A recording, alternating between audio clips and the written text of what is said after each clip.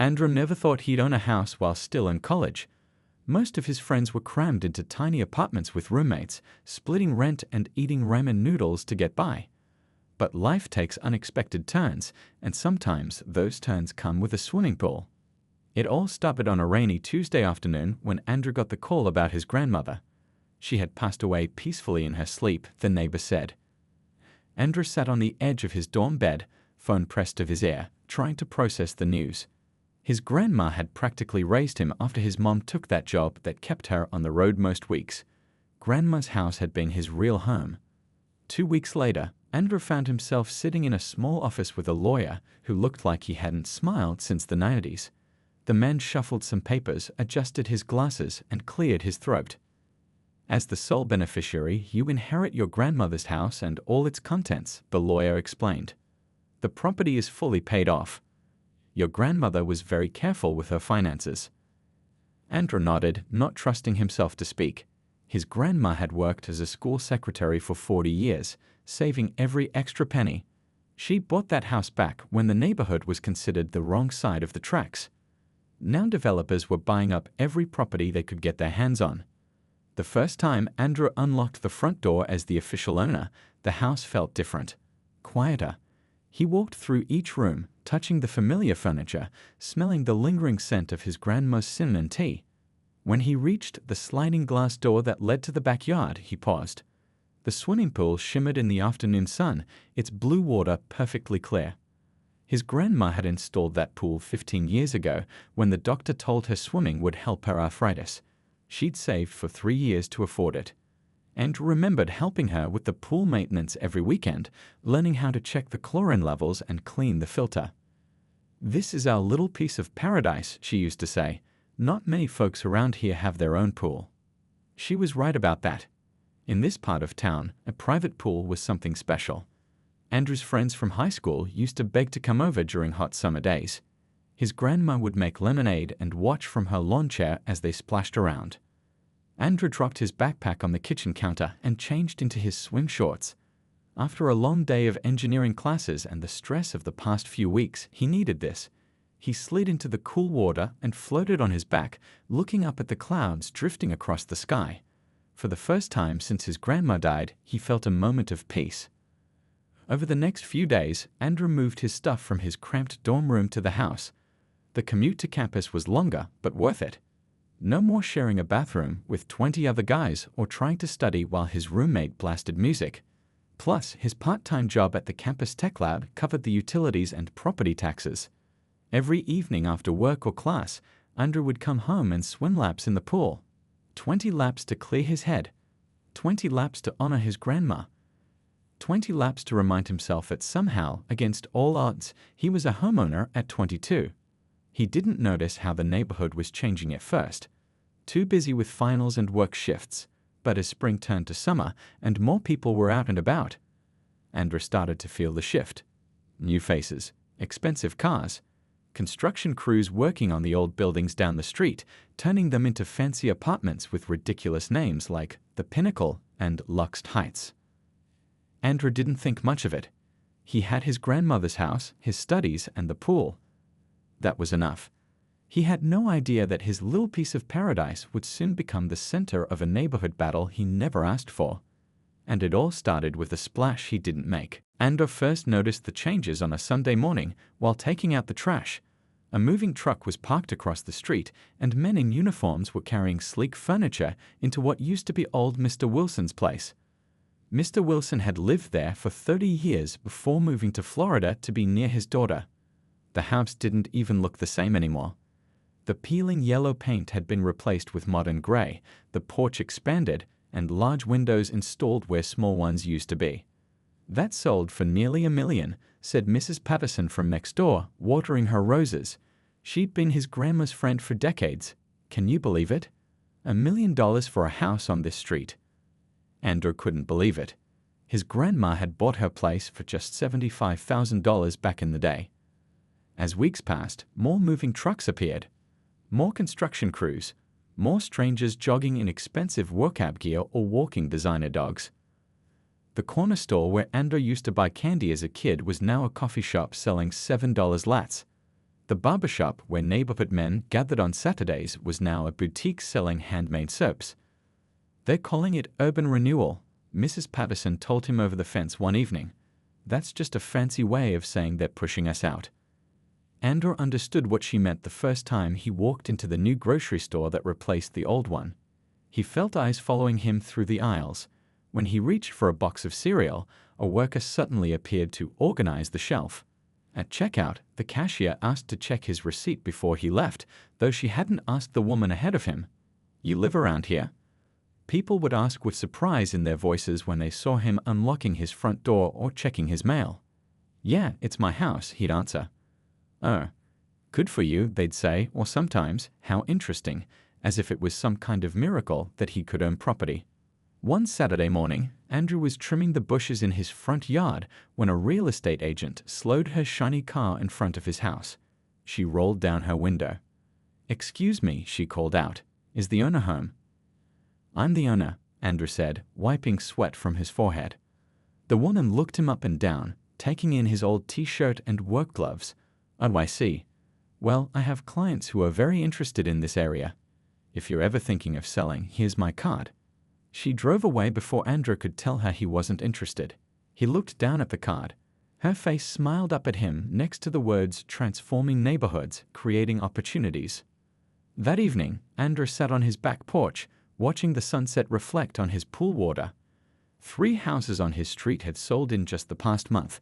The families who'd lived there for generations were gone, replaced by young professionals or wealthy retirees who kept to themselves behind newly installed security systems.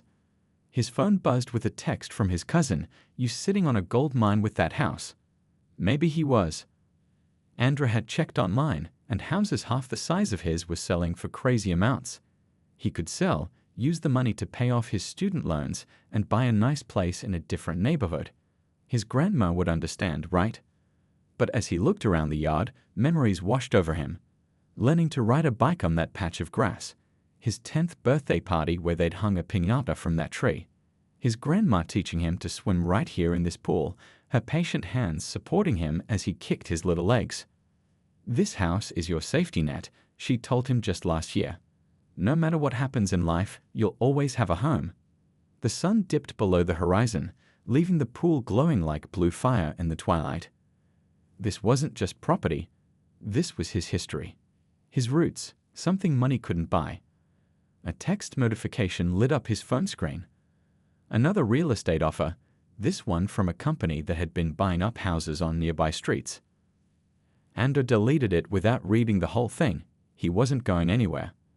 What he didn't know was that staying would mean fighting a battle he never asked for, and it would start with the sound of unexpected splashing coming from his backyard the very next day. Andrew knew something was wrong the moment he turned onto his street.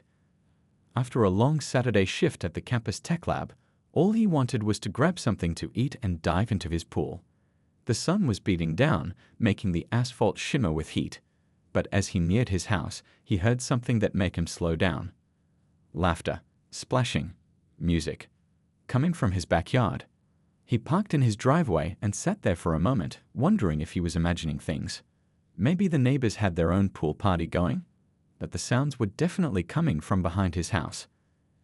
Andrew got out of his car and walked around to the side gate. It was hanging open, the new padlock he'd installed last week nowhere to be seen. He took a deep breath and continued into his backyard. The scene that greeted him stopped him in his tracks. 5 teenagers, none of whom he recognized, were in his pool. 2 boys were dunking each other while a girl floated on an inflatable unicorn that definitely wasn't Andrew's. Another girl sat at the edge with her feet in the water, texting on a phone that probably cost more than Andrew's first car. A 5th kid was doing cannonballs off the diving board. On his lawn lay 5 expensive-looking bikes, tossed carelessly across the grass his grandma had been so proud of. A portable speaker blasted music loud enough to rattle the windows. Empty chip bags and soda cans littered the pool deck. For a full 30 seconds, nobody noticed him standing there. Andrew cleared his throat. The music kept playing, but all movement stopped. 5 pairs of eyes turned to stare at him. "Hi," Andrew said, trying to keep his voice level. "Can I help you with something?" The teens exchanged looks. The girl on the unicorn float drifted awkwardly in the sudden silence. "This is my house," Andrew continued when nobody spoke. "My pool." One of the boys, with expensive sunglasses pushed up on his head, finally spoke. We thought this place was, like, abandoned or something." "Abandoned?" Andrew repeated, looking pointedly at the neatly trimmed lawn, the potted plants on the patio, the cushioned deck chairs. Nothing about his property looked abandoned. "Yeah," the texting girl chimed in, not looking up from her phone. "Nobody's ever here during the day." "I work," Andrew said simply, "and go to class, like most people do." Another awkward silence fell, broken only by the music still pumping from the speaker.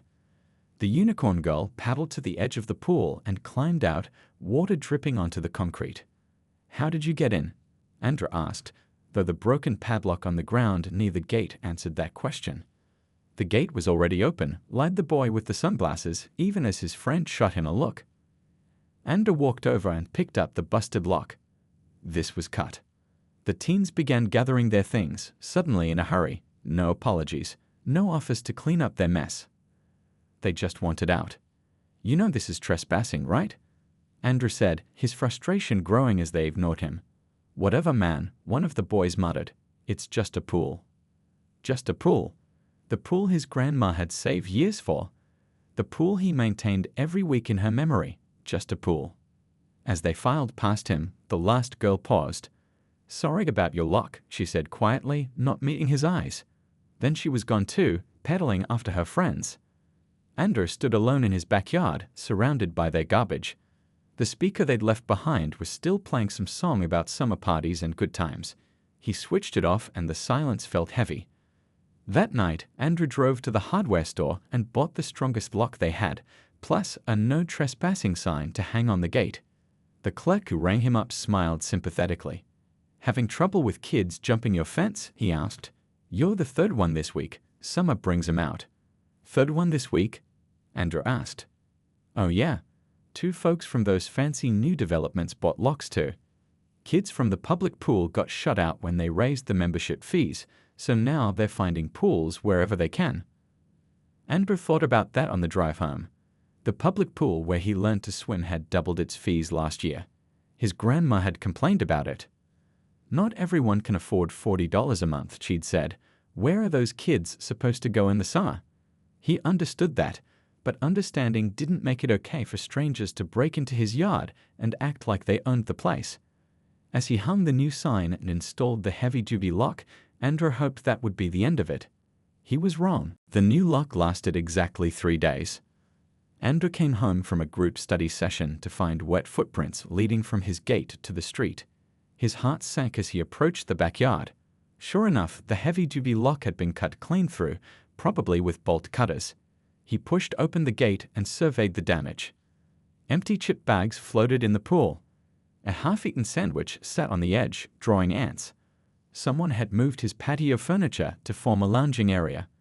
And there, at the bottom of the deep end, was his no trespassing sign, weighing down like an underwater gravestone. Andrew fished it out with the pool net, water dripping down his arm.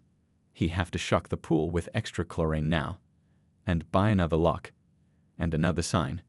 This was getting expensive, and his part-time job didn't pay that much. But it wasn't just about the money, it was the disrespect. The entitlement. The way these kids just took what they wanted without a second thought. Over the next 2 weeks, it happened again. And again.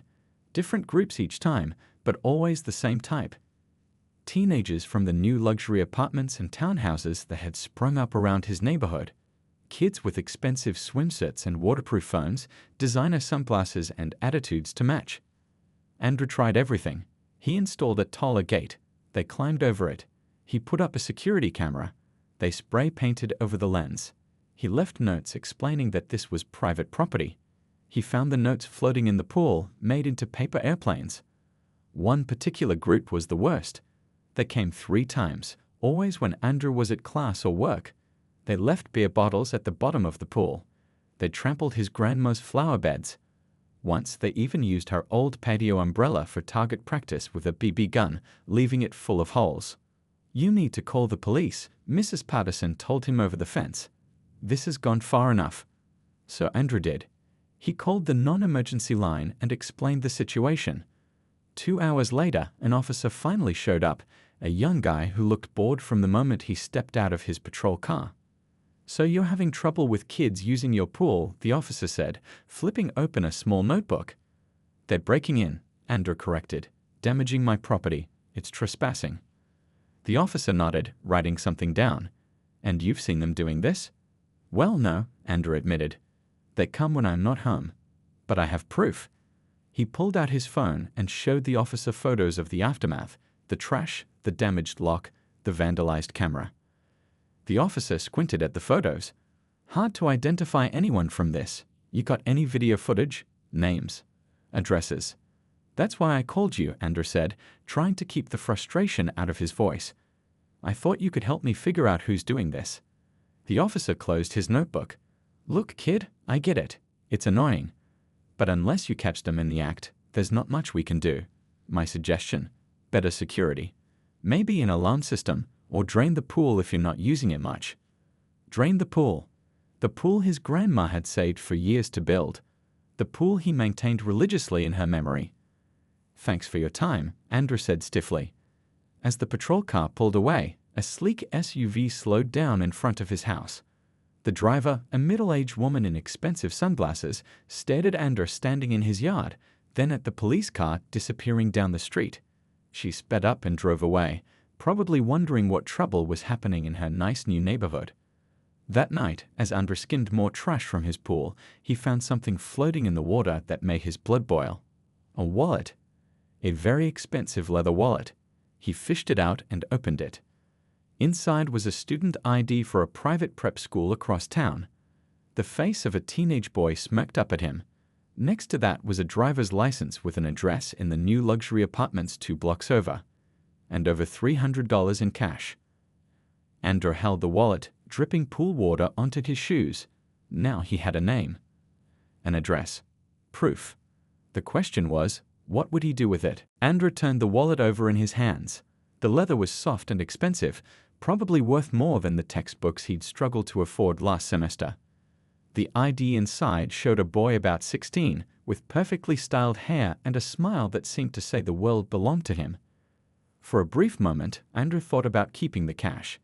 It would cover the new lock, the damaged camera, and the pool chemicals he'd had to buy. But that wasn't who he was, and it certainly wasn't who his grandma had raised him to be.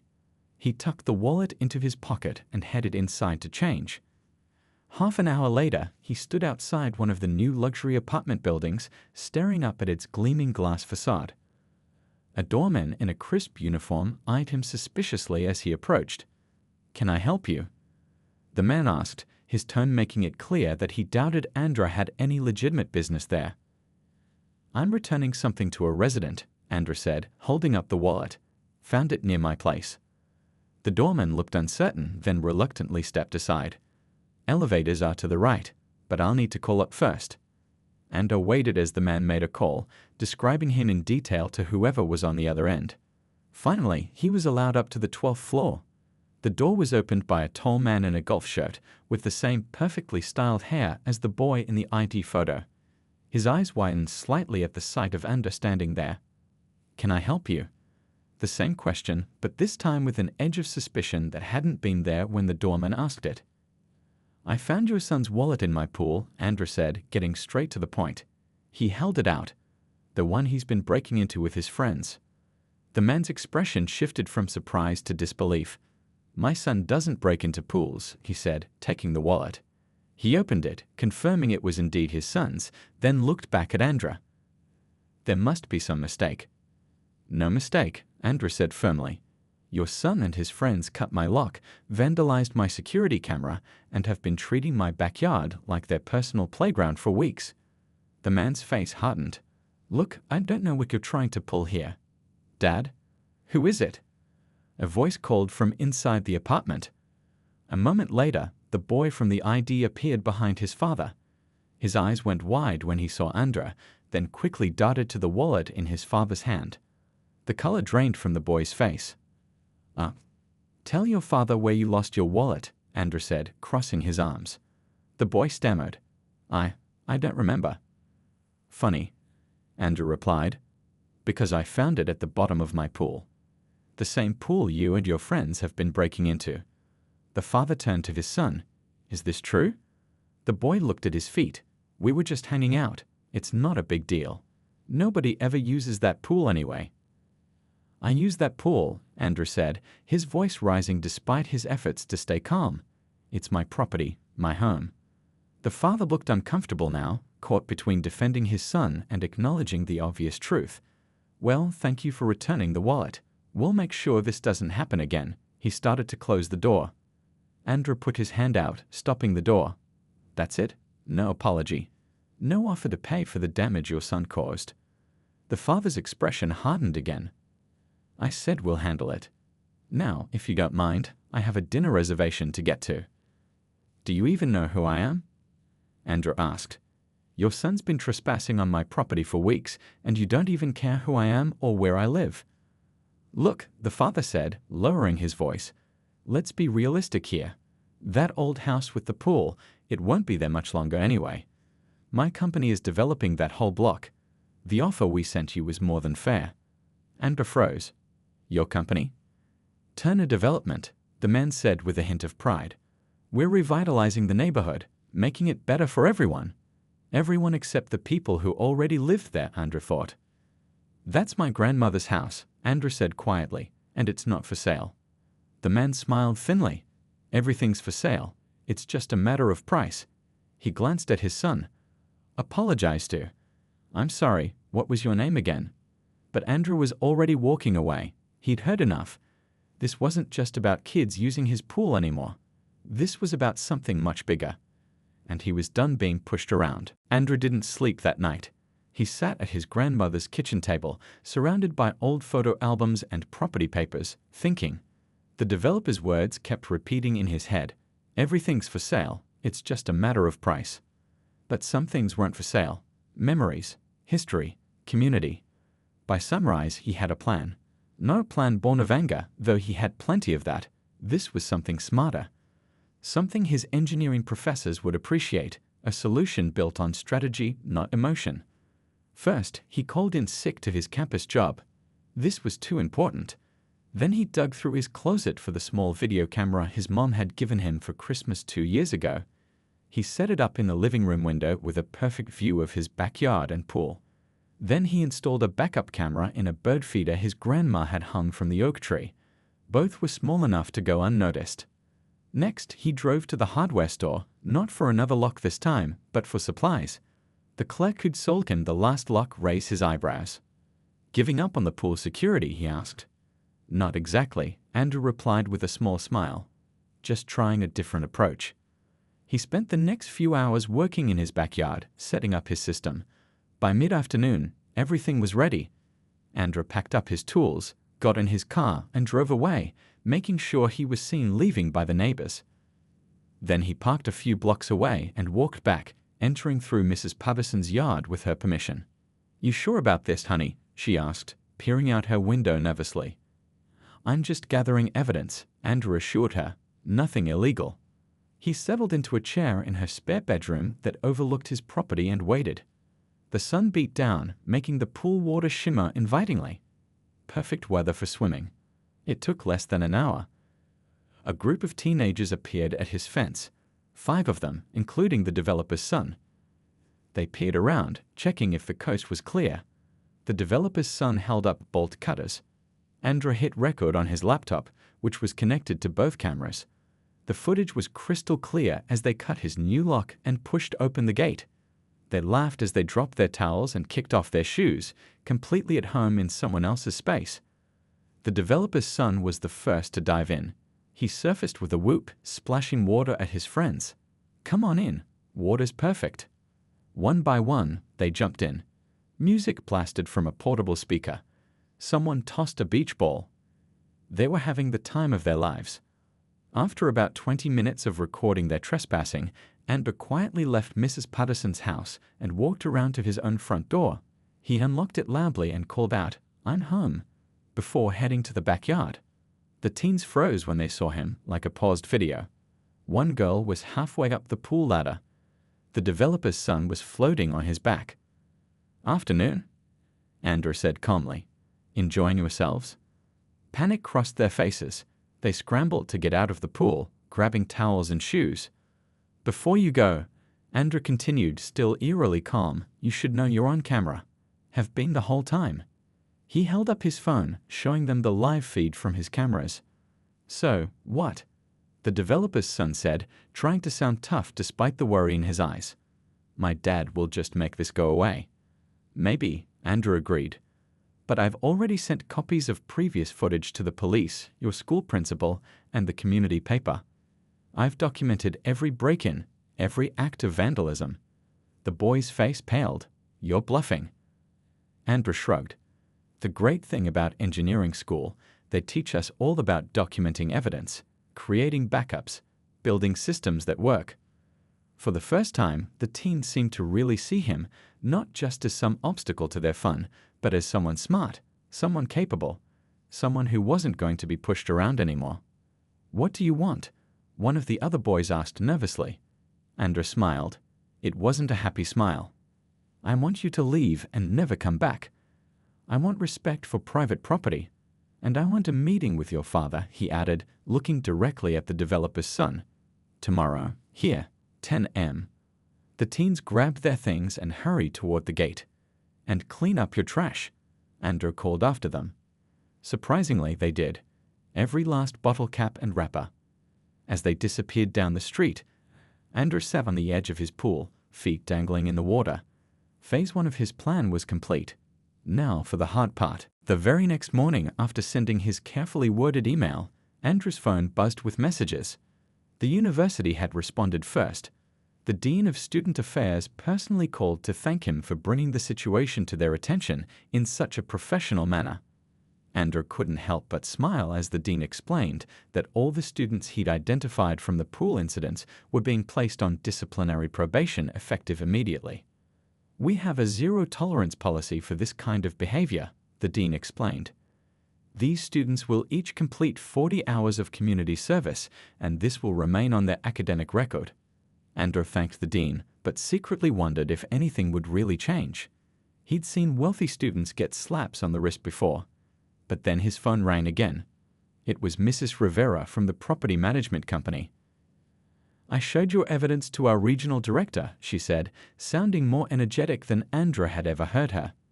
He hit the roof, said this makes the company look terrible. They've approved emergency funding for a completely new security system with key fobs and cameras.